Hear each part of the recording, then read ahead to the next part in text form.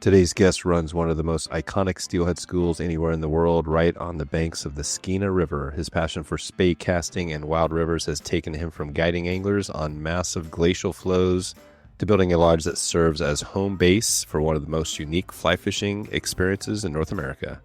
This is the Wet Fly Swing podcast, where I show you the best places to travel to for fly fishing, how to find the best resources and tools to prepare for that big trip, and what you can do to give back to the fish species we all love. Brian Niska is here from the Skeena Spey Riverside Wilderness and Lodge today. He's going to take us into the seasons in the Skeena and how it's shaping up for steelhead this year. We're going to find out why having John McMillan and Jeff Liskay at the lodge this year for the Skeena Spey School is a game changer. We're going to find out what simple adjustments you can make on your steelhead trip to make sure you can adjust to changing conditions, and where to fish the river, whether that's shallow, in near, whether you're going to be wanting to get out further. We dig into it all today, and it's a fun one. You can find Brian right now at Brian Niska. You can go to skeenaspey.com and check with him there. Let's get into it. Here he is, Brian Niska. How you doing, Brian? I'm good, Dave. It's nice to talk to you again. It's been a while. Yeah. I'm not even sure. I didn't really look back at how long it's been. I actually, it was probably the one that we did with you and Jeff Liskay when we were checking. It was probably last year when we were talking about this trip, but now we are setting up for another big event right now. Today, as we speak, we're launching the giveaway for somebody to win a trip to go out to your lodge on the Skeena River in 2026. And as we speak, it's kind of weird because we're actually doing this before the 2025 trip, although when it goes live, it'll be after the trip. So it's kind of this weird before-after sort of thing. But how are things going? It's, you guys are right in the middle of steelhead season, right?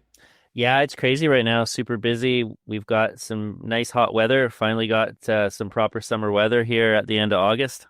Gotcha. So you guys are going strong. And I think, like we said, we've got our group from last year or for this year that's coming out here just in a few days that they're going to be fishing. Let's talk about it a little bit, because I think it's really cool how, and this was your idea to set this up when you talked about this, because before the first time we did this, I went up there. It was amazing, had a great trip. And then after that, now we have actually Jeff Liskay, who is the host of the Great Lakes Dude podcast, and then John McMillan. Talk about that a little bit. Like, what are you expecting this week to look like with those guys there at the lodge? Yeah, I think it's the natural progression of the school. I love the inclusion of Jeff, bringing a little East Coast flavor to the Skeena, and having John there is a great asset too. This is going to give the people attending, a tremendous amount of access to an actual steelhead expert. I mean, John McMillan, I don't think there's anybody else in the steelhead world who has the scientific background and is also a super duper hardcore angler and just all around good dude. So we're really excited to have those guys. It's going to be a blast. And the way the river's shaping up right now, should be a pretty decent week of fishing. Cool. So is the water in good shape right now? That's always the thing, right? It could be high or low, but right now it's looking like it's pretty good. I couldn't look any better right now. Perfect. Okay. Well, we're going to definitely dig into some tips and tricks. And, we've got a episode. The first one we did, I always go back to that because that was such an awesome episode we did with you, where you broke down the difference between these steelhead that are migrating up the main stem Skeena versus some of the tributaries and how to fish them. So we're going to talk about that today. But let me just give one shout out for people. We've got this giveaway going, wetflyswing.com/giveaway. People can enter to win. And one person will be winning, just like this year you have somebody that's coming up that won the trip. But if folks want to just save a spot, they can go to wetflyswing.com/steelhead school right now. And I already talked to Jeff. He is stoked to do this again. So, we're going to have Jeff back, and this is going to be a good trip. So I wanted to start off with In the Bucket, because this is the podcast that you're hosting kind of in the, the network here with the Wet Fly Swing, and also the Great Lakes Dude podcast. We've been doing some cool stuff. You've had some pretty amazing episodes, and the last one doesn't get any better. I can't imagine that there's these 4 people that you put together. Talk about what you have going and what your plans are moving ahead. Yeah, you bet. We had a pretty good track record going of monthly shows, and I unfortunately got really busy with the lodge this summer, and the episode that's currently out has been out there for a couple months now. But I think it's a really good one. Certainly, it was a fun one to put together. Unlike most of the In the Bucket shows where I have 2 or 3 guests. This time I had 4 guests, but what a group. We've talking about legends. We're talking about Deck Hogan, George Cook, Scott O'Donnell, and Joseph Rossano. Anyone listening, I would encourage you to give that a listen, because those guys have a wealth of knowledge when it comes to spey fishing. There's some great stories in there. One of my absolute favorites on that whole deal was listening to Deck Hogan describe meeting John McMillan's father and, getting to spend some time on the river with him. That was an absolute highlight. Oh, that's right. Yeah, I remember that. Yeah, that was a great episode. I love listening to your episodes because it's always that. I mean, putting those guys together. Do you find, for you as a host, is that pretty challenging when you're there with those guys to bring it all together? It seems like that would be the challenge for me. How do you get everybody equal time talking, because they're all like superstars? Compared to you, Dave, I'm a rookie at this. Like I said, 19 episodes in the bag. You're, 700 or something now? Is that what it is? Something like that. Which is amazing. So for me, when you've got good guests and the conversation just happens organically, there's going to be some good stuff that comes out there. And the challenge is, honestly, the hardest part of the whole show is lining up 3 or 4 people's schedules for a couple hours to talk. That really, in this day and age, seems to be the biggest challenge, but it always seems to come together. So hopefully it keeps going that way. That's awesome. Yeah. So we will put a link out to that show in the that episode in the show notes for sure.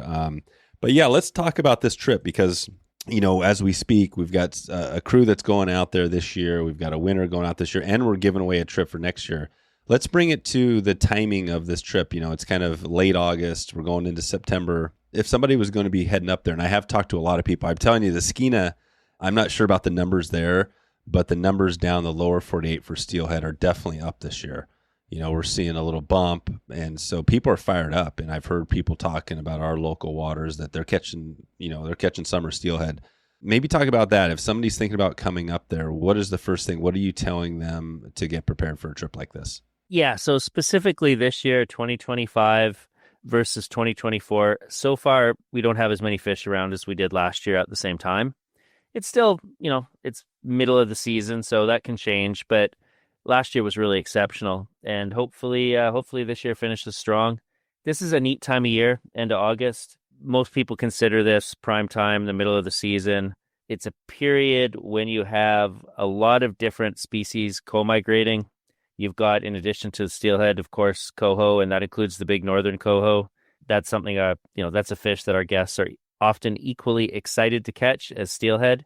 And the fun thing with the Skeena is just the variety. So this year we've seen some exceptionally large fish, but man, it seems like there's a lot of small ones around too. And certainly this past 3 or 4 days, yeah, it's really neat to see that, all of a sudden these, like, let's call them 6-7 pound steelhead are just really prolifically, they're represented in the catch all the time, where normally the average size is a little bit bigger. So, you start to make some assumptions to say, what's going on here? Why is there, such a strong push of smaller fish? Are all these fish heading up to the Maurice, and this is kind of the time when they're coming in? Who knows? But, that's the fun part of the Skeena, is every time you get a bite, you don't know if it's going to be a 20-incher or a 25-pounder. And the river right now is fairly low, super clear. We're catching those fish in exceptionally shallow water. And, a lot of times you'll actually see the fish flash as it goes to grab the fly. So that's pretty exciting. Oh, wow. Yeah, so you're seeing them too. Well, let's talk about that a little bit. We know, I know at least one of the people that are going to be there, Calvin, who we definitely have been chatting with. Talk about that. So Calvin's going to be up there with the crew. What's that going to look like on the water? So he's going to be on the water here if conditions stay the same. What can he expect? Is this going to be your kind of ankle deep and, catching these fish in tight, or are you going to be out there fishing a little bit deeper this week? The standard advice that we always deliver is wade shallow, cast short. And it's sound advice because, these fish get caught in 2.5 feet of water frequently. With the water being clear, with the water being low, it is the opportunity to take fish on a longer cast, and that's always fun. Obviously, the river changes as it drops. The spots change a little bit here and there, and the Skeena's got such a variety. And, one of the really neat things to fish on the Skeena are these big, long diagonal bars. So essentially you have shallow water extending quite a ways out from shore. And these diagonal bars, when the water's higher and rocks are tumbling, tend to catch, these decent sized boulders. And once you have some boulders starting to build up in an area, then they tend to catch more boulders. And obviously that provides exceptional structure. And, the fish just like to kind of hang out off to the side of them. So when you're seeing the river, when it's super low and super clear like this, you're getting to fish sections like specific holding areas that normally wouldn't be in play when the water's higher. So it's almost like a new river every day at the rate it's dropping right now. And we're getting fairly cold nights, so the water temperature's staying good. You never know up here when you're going to get early snow in the mountains and a bunch of rain like we had last year in late September. But right now, we're just really enjoying seeing a river that's blue and green in color floating by. Yeah, perfect. So, and then that's part of that on finding the water, right? How do you find the fish? That's always the first question. How do you find the fish? You're on a big river, especially like the Skeena, because this isn't a small river, right? This is a giant river. Is that, these diagonal bars? Talk about that a little bit. How would somebody, they're out there in this run, how are they going to find the fish where they're holding? Yeah. So first off, if you're fishing further up the system, generally you're taking the fly to the fish, right? You're casting, taking a couple, 3 steps. Moving quickly is always good advice. For what we do down here where the fish are migrating by, we're trying to find places that they need to rest. And so because of that, we kind of fish more like a trout fisherman in a lot of ways. So when we find some interesting structure, we just talked about diagonal bars, things like that, they're worth more than one cast. I'm going to say that again. They're worth more than one cast. So what you want to do is take the rock that you see or the cluster of rocks and fish the top of it, fish the side of it, fish behind it. Maybe you have a strong opinion that the fish are going to be traveling on one side versus the other, but really fish it with intent rather than just cast and step and blindly cover the water. And that tends to pay dividends over time. And thinking about this giant river and looking at it through kind of 2 lenses, one smaller in scale and one larger, what I mean by that, and I'll give you a good example here. If the section of water that you're fishing is essentially, let's say, about the size of a tennis court, that's what you're looking on. That's what you're focused at. That's, what you're paying attention to. If there's big rocks that are close to the surface, you're going to notice them. Everything else beyond that sort of tennis court size area doesn't really matter in that moment when you're fishing that. But how do you find that tennis court within the giant Skeena? So now you're looking at the big picture and you say, okay, well, is this area close to a tributary? Like, is there new water coming in?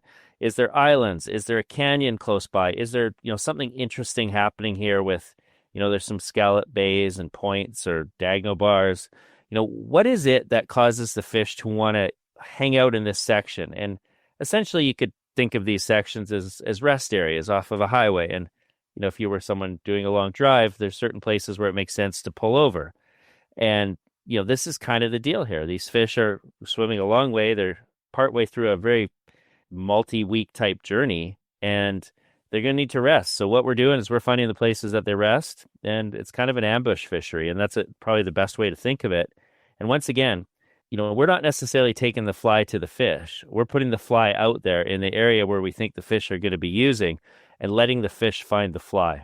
That's interesting. So the difference is on the Skeena main stem, you're lower down, so these fish are migrating up to, and talk about that again. So the difference between this and, say, the fish that are in the Bulkley, the Maurice, the Babine, what is the difference? The fish up there are getting closer to spawning, or talk about that again. How is that different? Then how do you fish them different?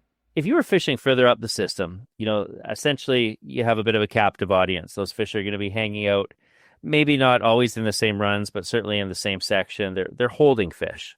And when you're approaching holding fish, it makes sense to cover as much water as possible, right? So to move quickly.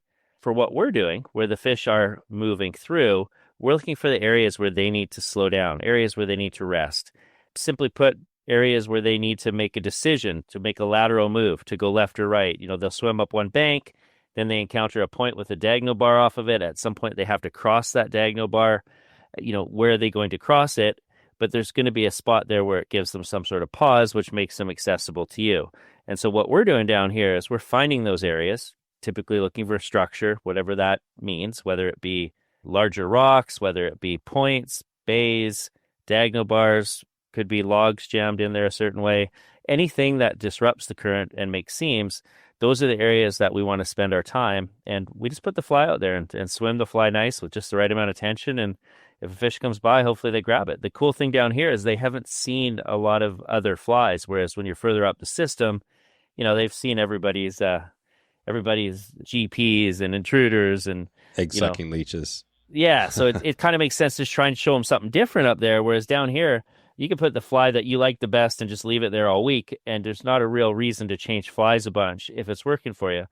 I'm going to explain something in a way that I often present it to clients, and hopefully for anyone listening, it doesn't sound too crazy.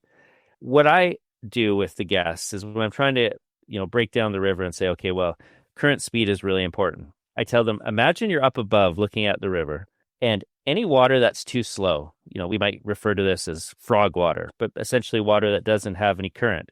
That's the color blue. Anything that's too fast, so, water that's moving beyond a fish length per second, water that's really cooking, that water's red. And I want to find the purple water. And once I find water that's purple, I want to look for purple triangles. What do you mean by purple triangles? Well, here's what I mean. I want to look for the part where that purple section narrows.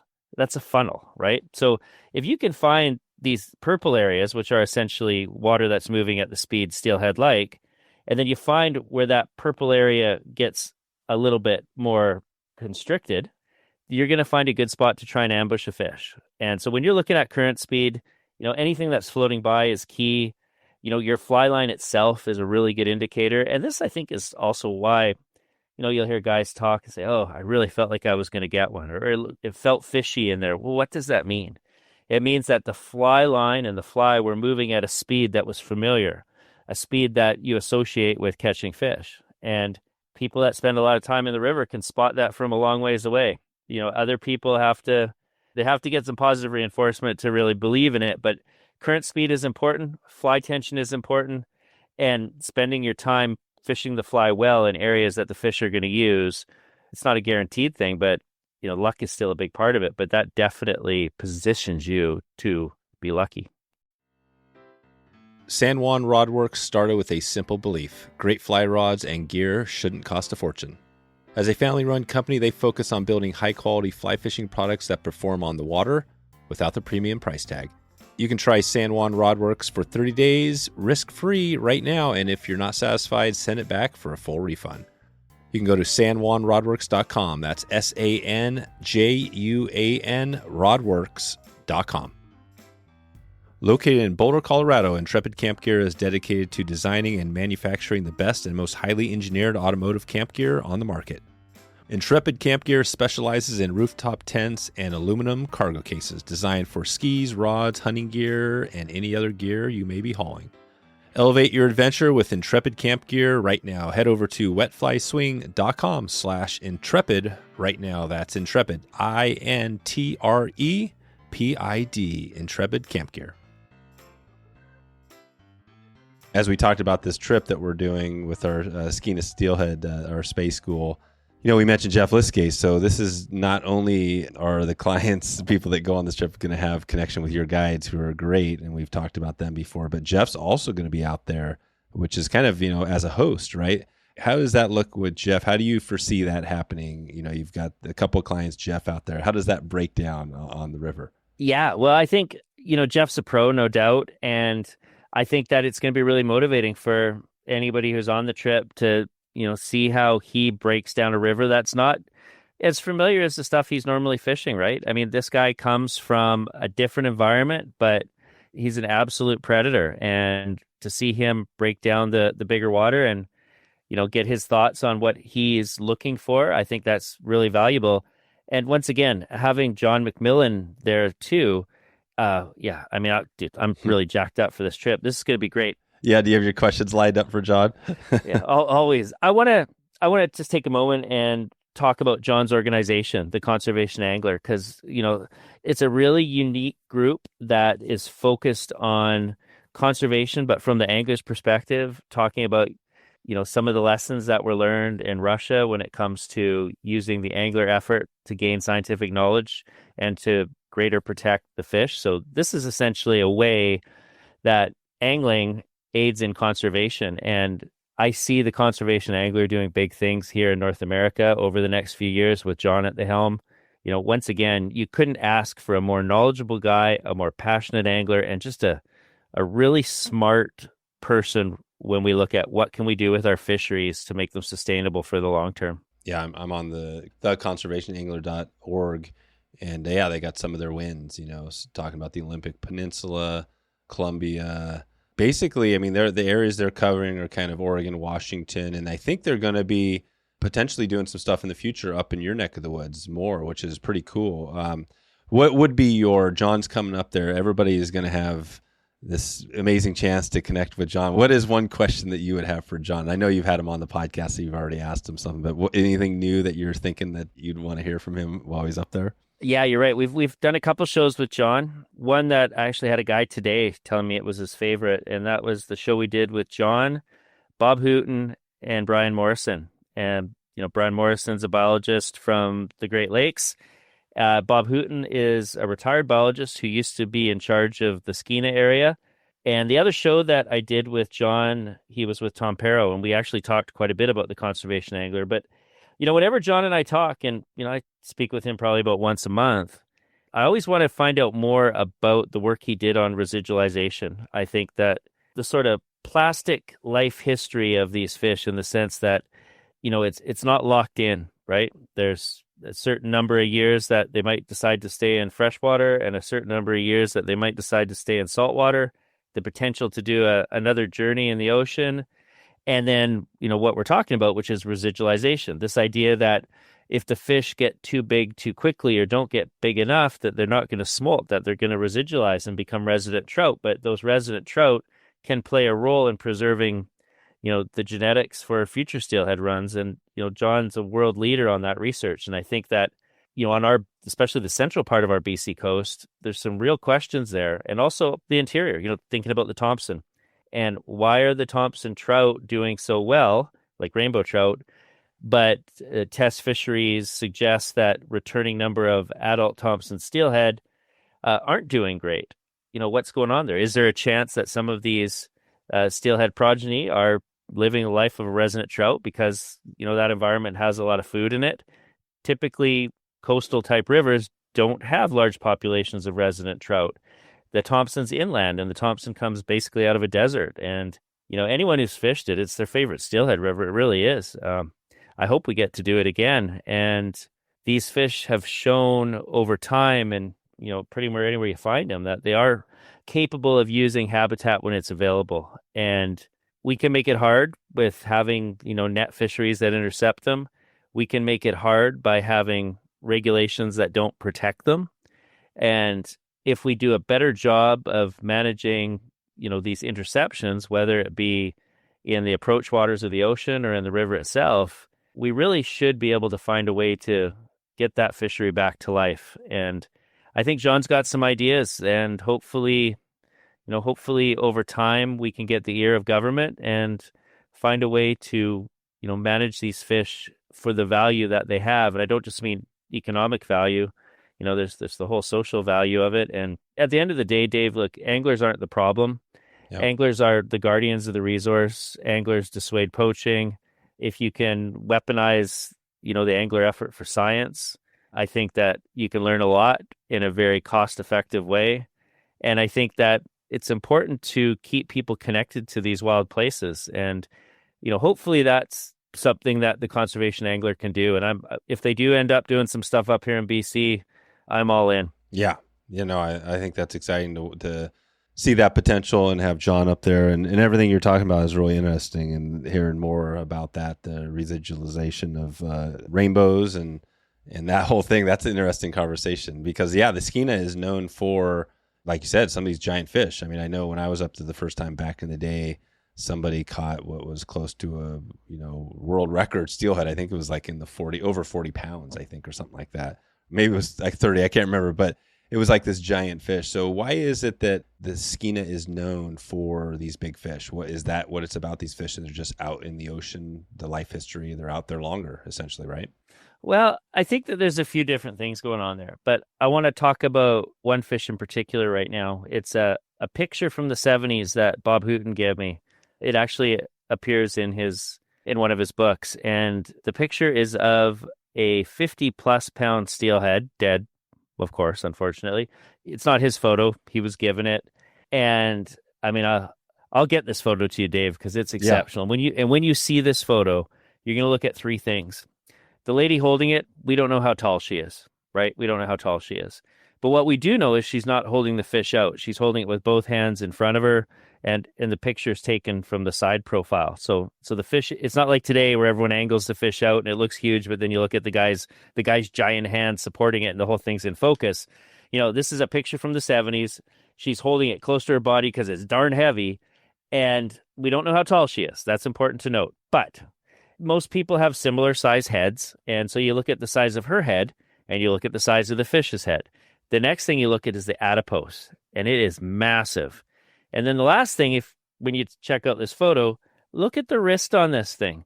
And nowadays, when someone says, hey, I've caught a 20-pounder or more, they think they have this really big fish, I always look at how they're holding it. And if it's easy for them to grab the wrist, I'm skeptical.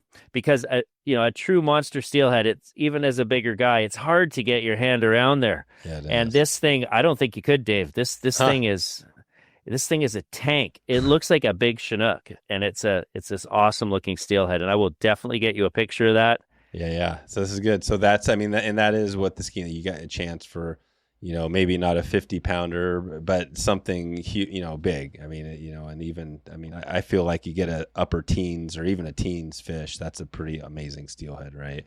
Well, you've got this varied life history, and you touched on it earlier. You've got fish that, your average Skeena steelhead spends 4 years in freshwater, 2 years in salt. That's the most common life history. But you have fish that, could stay out in the ocean much longer than that. You have fish that could go out earlier, go out slightly later. You have fish that could repeat spawn. I think the last time Hooten and I talked about it, he figured there was at least 12 different life histories. Maybe it's more than that represented in each year's catch. So that's a bit of a safety valve too, right? Because, you're not just dealing with 1 year for brood stock, it's a variety. And, what we may find is that certain rivers, smaller fish do better in, and certain rivers, bigger fish do better in. And within the Skeena system, there are some that are known for big fish. The Babine, where you fish, being one, the Kispiox, the Sustat, the Kalum. But you can get big fish anywhere here. I'll be honest with you. The biggest one that I've almost landed and seen and had very, very close was just below where the Maurice and the Bulkley join up. And that's known for what they call Maurice chickens, little small steelhead. And this thing was massive. So, yeah, I think, the cool thing with the Skeena is the variety of water to fish, and the variety of type of fish swimming by. And that's kind of a lot of fun for us, because when someone hooks up, you just never know what's going to be there. Yep, perfect. So yeah, that's a little rundown on what makes the Skeena system so unique. You mentioned the resting we talked about the resting versus holding, the difference of, in the main stem. You also mentioned flies. Flies seems like that one thing that is people love talking about, maybe doesn't make the big difference, but talk about that. What's your on the fly? Somebody is getting their fly, they're tying some stuff up. Well, what's the fly that we should be using there on the Skeena? Well, I truly believe anything will work. You could put a shoelace out there, and if it's presented well and there's a fish there. But that being said, it's really important that the angler loves the fly, and it's also especially important if you're guided that the guide loves the fly. You don't want to be questioning the fly. I have guides that like a particular shade of pink. I have guides that like a dull fly. They tend to change a little bit depending on water clarity and whether it's bright or overcast or what have you. The fly itself, I think the size is as important as anything. And what I mean by that is if someone asks me, what should I tie for my trip? I don't tend to tell them, tie 15 different patterns. I tend to say, hey, let's pick 3 or 4 patterns, and why don't you tie them in 3 versions? A small light version, a medium-sized version that maybe has a little bit of weight just to offset whatever you have on there, like bead chain eyes, and then also maybe a heavy version that's, heavily dressed. And if we find ourselves fishing, some boulder gardens or really fast-flowing sections that, that'll get down a little bit and have a nice large profile. And if we get hit with bad water, like muddy water, then a big fly that maybe isn't super heavily weighted and could be fished right on the edges, that can be useful. So I don't necessarily think it's important to have a bunch of different patterns, but I think it is important to have different sizes, like different profiles and proven color combinations that, once again, that you, the angler, has a lot of faith in. Or if you're fishing with a guide. Hey, and here's a funny thing. This happens all the time. Anglers show up and they've got like hundreds of dollars worth of flies that they bought special for the trip. The guide looks at them and says, "Oh, these are pretty good. But hey, let's try mine first." Right. Or they try the anglers for a little bit, and eventually the guide wants to put on the thing that they believe in because they're out there all the time and they're kind of done experimenting. They've got strong opinions on what they want to fish, and if they can get you on that, then they're going to feel more confident in your success. But also, receptive to the idea that the angler put a lot of effort into coming up with this selection of flies, and if it looks good to them, we'll fish it. But yeah, it's flies are very much a personal choice, aren't they? Yeah, they are. They are. And I know it was one of your episodes of In the Bucket podcast that somebody you had on there was talking about the flies. He was a guide, and he was talking about how, I don't think it was Eric Lininger, but it was somebody that said basically the guy had some fly he didn't think would work, but it worked, right? And it feels like that's the confidence factor, right? Put on a fly that you're confident in and just go with it. That's the most important thing. Yeah, I'll tell you a quick story from last year. One of our guides, Brady, was guiding someone who had a pattern that they really liked. It was different than what he normally fished, and the fly caught fish. And so Brady became a fan. And then all of a sudden, over the course of about a week, that was the fly. Everyone wanted to fish this particular pattern. He called it the Druid, or I think the guy who showed it to him called it the Druid. And yeah, everybody wanted to get their hands on one of these Druid flies because they were just hot at that moment. So yeah, it's funny how things kind of become popular for a while, and then people find something else that excites them, and then they stick with it till it doesn't. Yeah, definitely. When you guys are, typically, I think you guys leave there in the morning.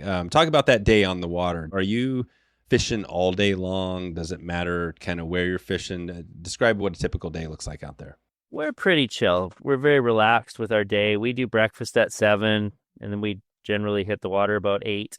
We're back at 5. So those are kind of banker's hours. We don't race around first thing in the morning. And it's certainly been my experience that steelhead like the middle part of the day. They really do. Yep, middle part of that. And that's partly because you're up there a little further north. It's not, fish, maybe the water is warming up a little bit. Why do you think they like that a little bit, not the early? Because, if you're down here in where I'm fishing this week, we're going to be getting started early and fishing late. It's going to be hot. It's going to be in the, 90s this week. But talk about that for the Skeena. Yeah, you bet. And I've certainly hear that that's what you guys do down there. But, our water's colder, and I think that they just kind of get a little bit more active as the water temperature goes up ever so slightly. Yeah, that's it. It's pretty simple. Okay.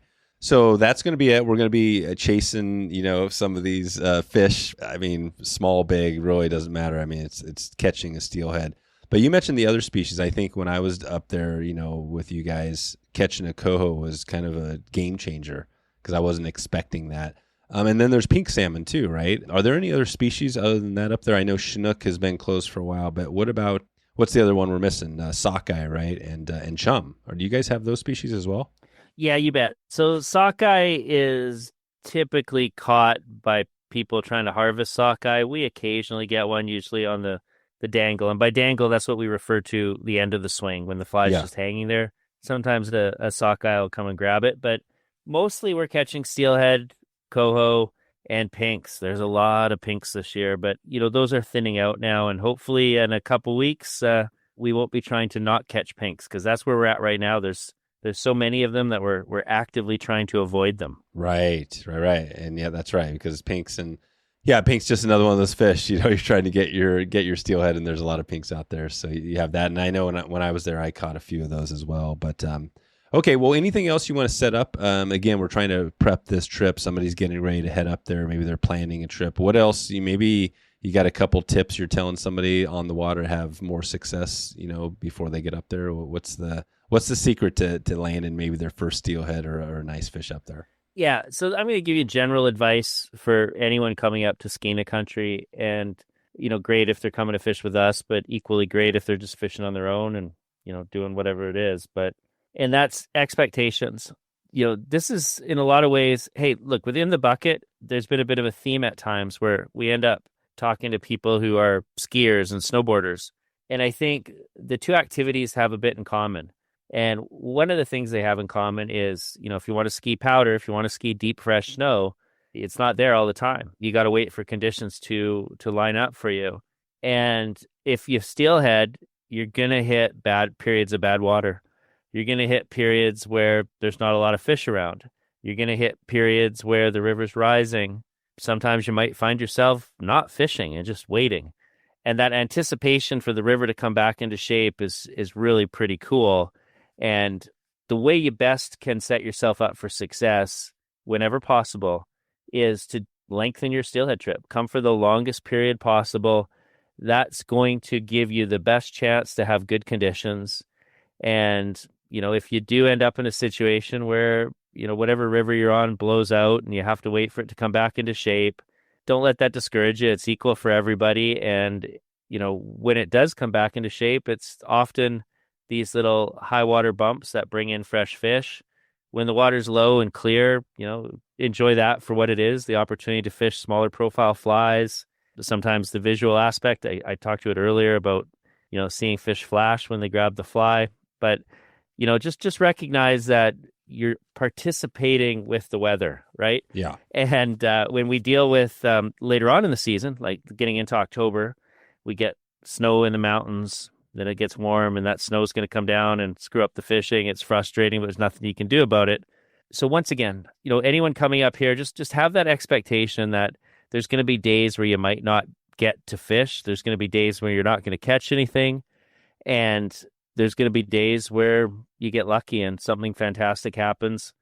And the best thing you can do is just stay really positive. There's been lots of episodes of In the Bucket where, and this is fascinating, Dave. This really is, where it comes up that, people say, oh, like the angry steelheader never catches fish. The grumpy steelheader never catches fish. I don't know how we rationalize that. I just know that's the way it is. And I've heard enough other people say the same thing to really believe it's the truth. And that's just, the guy that's happy-go-lucky and, stay positive. Just staying positive. That's the guy that's going to hook up, and just stay consistent, stay positive, and keep casting and pay attention to how things are changing. And hopefully at some point, something spectacular is going to happen and the fish of your life will grab your fly. Do you think you need a bush plane to fish Alaska's legendary waters? Think again. FishHound Expeditions specializes in road-accessible adventures that don't skip on excitement. Picture yourself fishing for massive rainbow trout, Arctic grayling, and plenty of salmon species all within Alaska's epic road system. It's doable. I fished the road system on our first day with Adam and the crew, and it did not disappoint. The largest leopard rainbow I caught and landed was right off the road system. And we'll be driving up again this year, heading up from the lower 48 all the way up to Alaska to hit those streams again. You'll experience the breathtaking beauty of Alaska's wilderness, from mountain streams to hidden rivers, perfect for anglers of all levels. FishHound Expeditions makes it easy to explore Alaska. Why wait? Your Alaska adventure is just a drive away. Book your spot now before spaces fill up. That's FishHoundExpeditions.com. FishHound Expeditions.com. Don't miss out.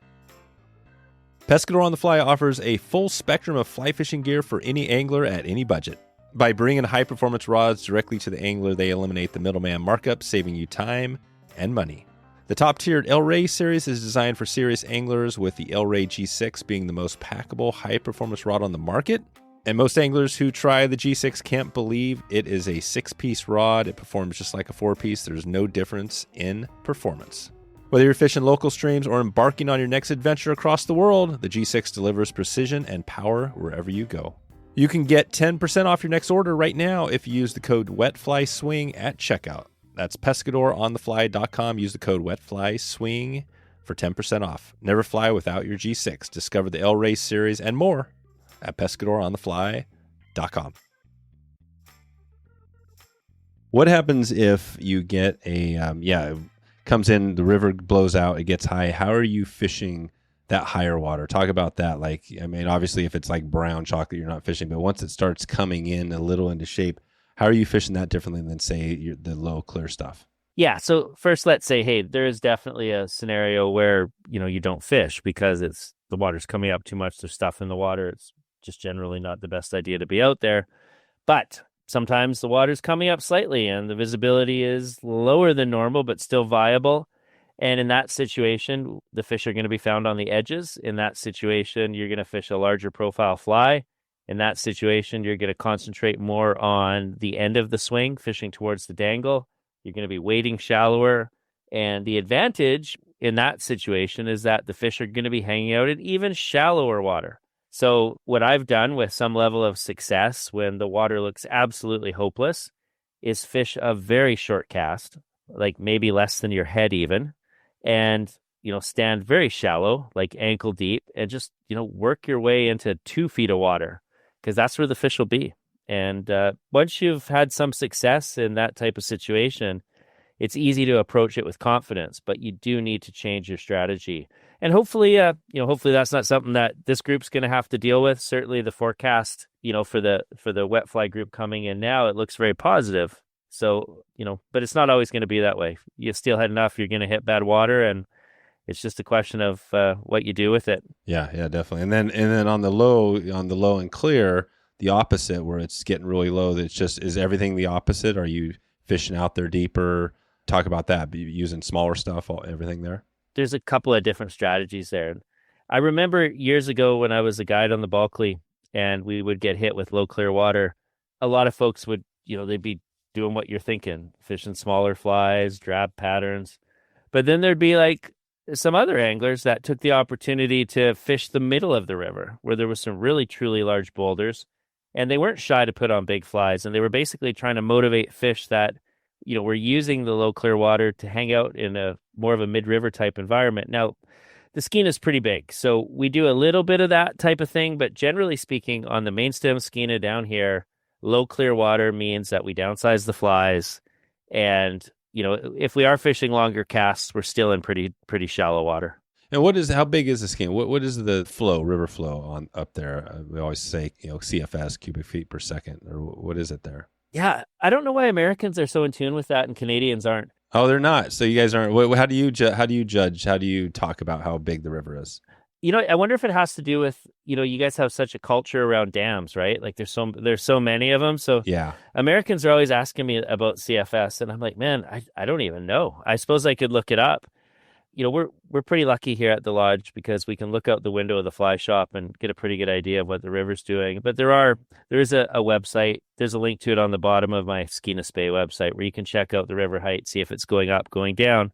But if you are gonna do that, it's also important for me to mention that I don't just look at the Skeena gauge if I'm trying to figure out what's going to happen. I'm looking at the gauges on the various rivers that feed into the Skeena. Yeah, it's big. I'm actually looking at it now. I just typed it into the old chat GPT here. So it's 62,000 CFS, which in comparison, which shows you how big this is, the Deschutes, which I'm fishing this week, is 4,000, right? So we're talking an order of magnitude bigger than so this is a huge river. It doesn't, when you're out there, you look at it, I mean, it obviously looks big, but I remember when we floated the Babine back in the day. This is the first trip ever on the Skeena way back. We floated the Babine. We went through the canyon, did it in this raft. It was this 10-day excursion, this crazy trip.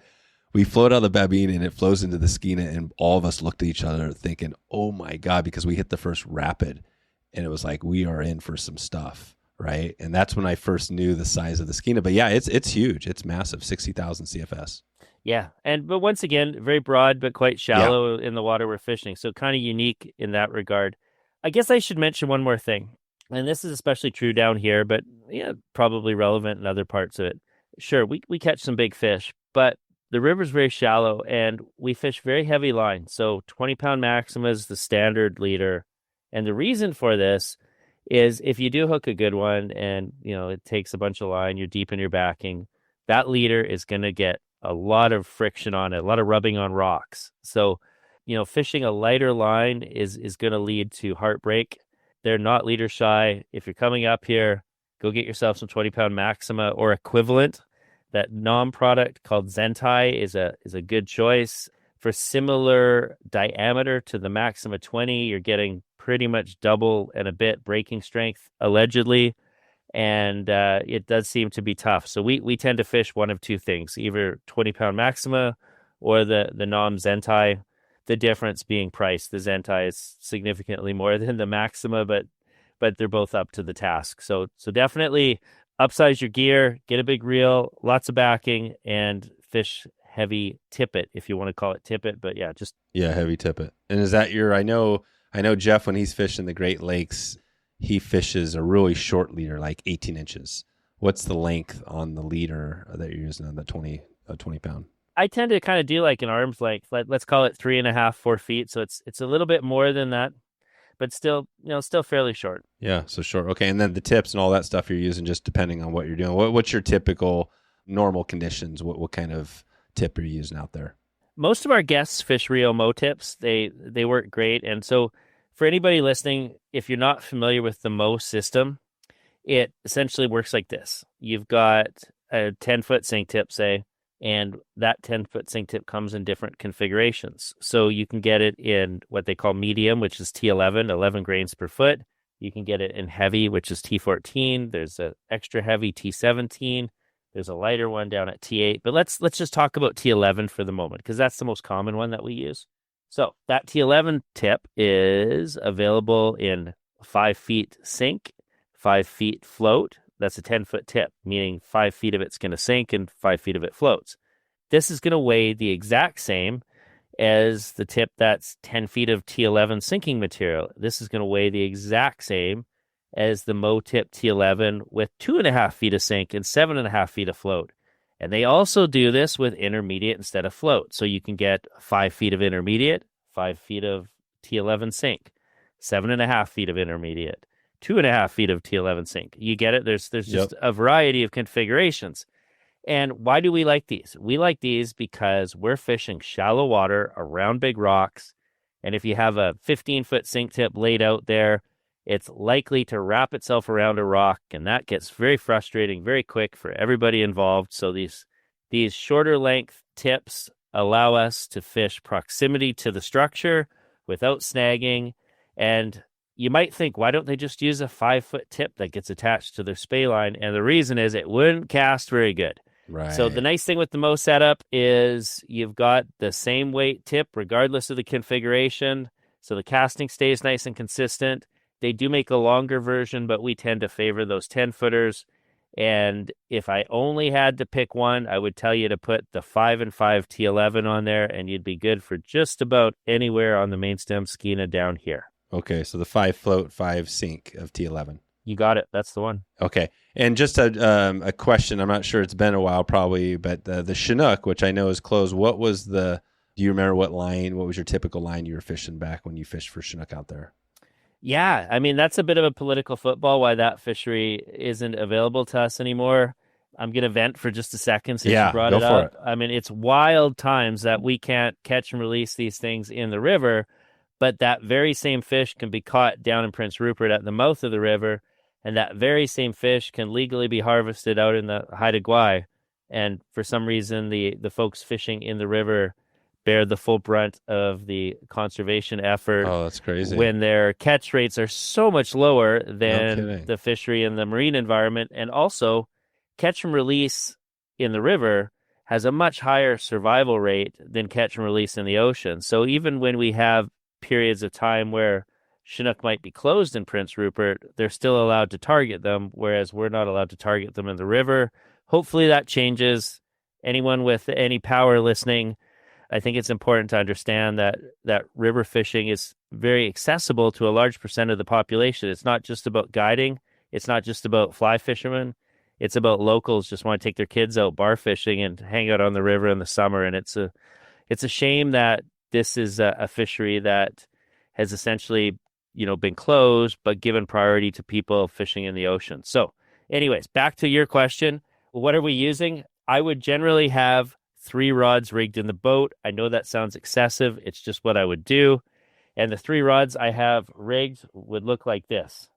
I would have, first off, a 15-foot. It's more like an 11 weight. I'm going to call it a 10 weight. It's got a long belly type line on it, cut for a sink tip. Overall head length, including the tip, is about 70 feet. And I would fish this in the biggest, flattest areas where I really wanted to chuck it out there and be, 130 feet plus out there. It's a lot of work to throw that thing all day. So the other 2 rods are smaller.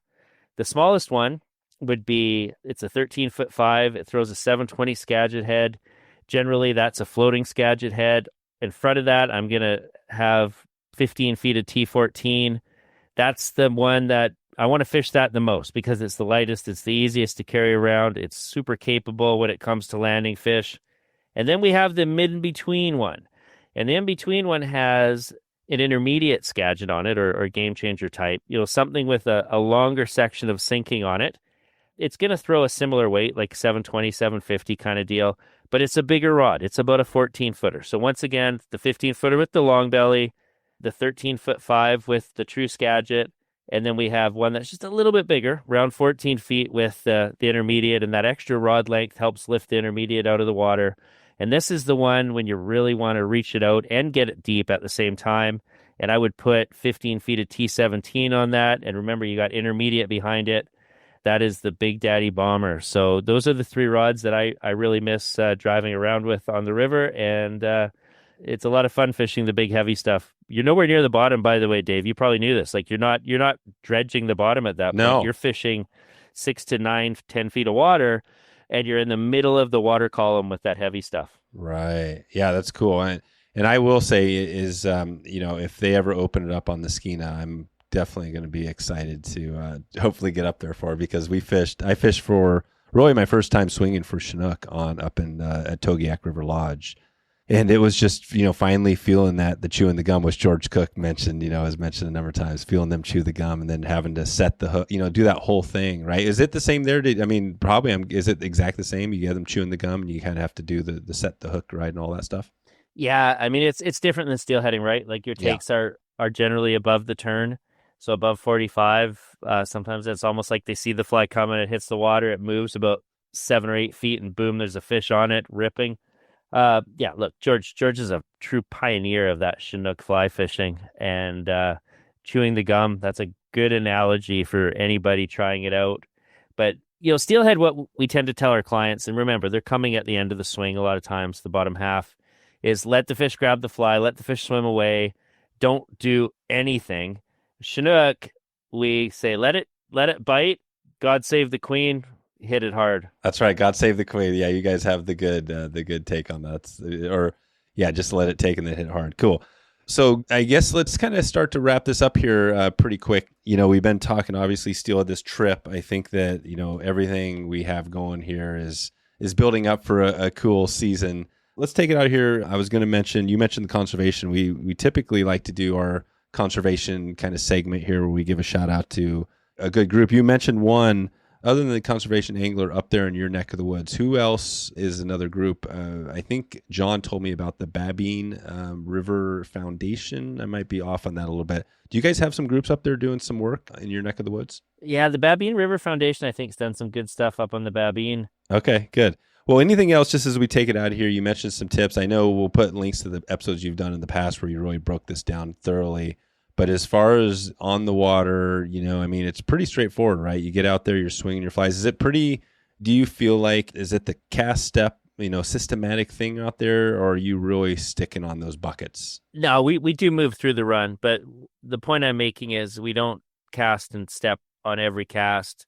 We pay attention. There's times where we're walking as we're fishing until we find something that fishes nice. And what I mean by that is, if you see something below you where the current slows down or there's a little bit of a break there, a nice seam's created, you want to try and get your fly into there. But, when I'm moving through the run, I'm looking ahead, and if there's a feature there that I find interesting, like let's say it's a rock or something, I'm going to try and get my fly and play with that feature as quick as possible. So I'll extend my cast to that feature. And then as I approach that feature, I'm shortening my cast.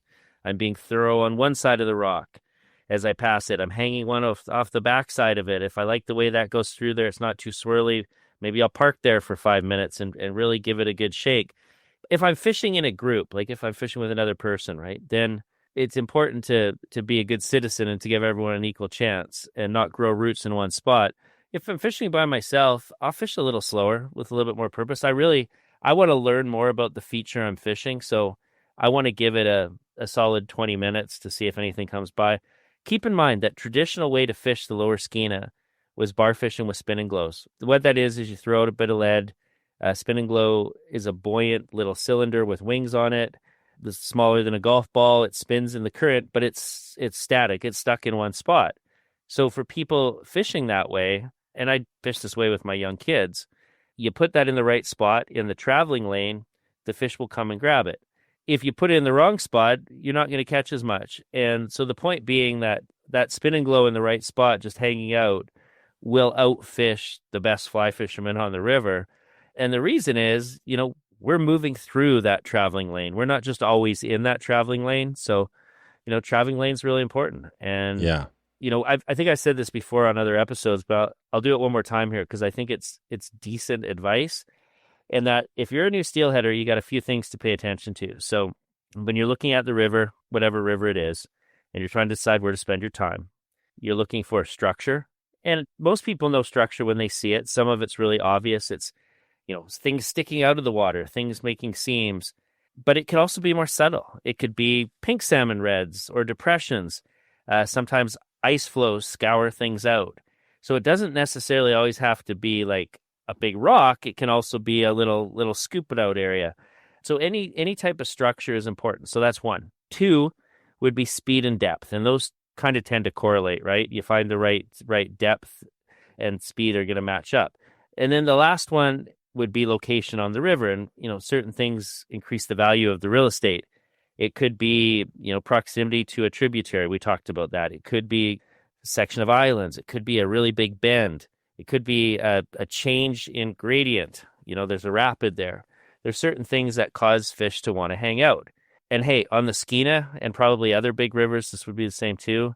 The fourth thing is the traveling lane. And that, simply put, is if you're outside of the fish, if you're fishing water that they're not in, you're not going to catch them. So wade shallow, cast short. That's a good thing to keep in the back of your mind. And every now and again, you can find a shallow section a little further out and air out your cast a bit. But, typically the folks that do a great job here of fishing 60 feet of line, 55 feet of line, sometimes even shorter on the lower Skeena will outfish people aiming for the fence. That's right. So you don't have to be a hero. You don't have to do the hero cast on this to get fish. No, you just want to fish it good. Okay. I just want to wrap this up here. I want to mention that, we are going to be doing this again in 2026. People can go to wetflyswing.com/steelhead school right now if they want to save a spot for next year. And we're going to be keeping up in touch with you, and we're going to be doing the giveaway here this week as well. So if anybody wants to get on top of that, they can join that as well. All right, Brian, well, thanks again for all the time today and your knowledge as always, and we'll look forward to hearing the stories as you guys get done with the trip this year. Right on, Dave. Thank you very much for speaking with me tonight. It's a lot of fun. You can find Brian at the Skeena Spey Riverside Wilderness and Lodge online. You can find him at skeenaspey.com. If you reach out to Brian directly, check in with him, see what he has going for availability. If you want to get on this trip with Jeff Liskay, our Skeena Spey School, the best chance for you to get access to one of the limited spots is to join Wet Fly Swing Pro. This is where we give shots at the trips to the Wet Fly Swing Pro members first. So if you want to get in on that and get all the other benefits of the Wet Fly Swing Pro community and everything we have going there, check it out right now, wetflyswing.com/pro. Sign up there and you will get first access to this Skeena Spey trip. All right, what else do we have coming up on this podcast? Let's take a look ahead. We've got the second episode, since this is giveaway week.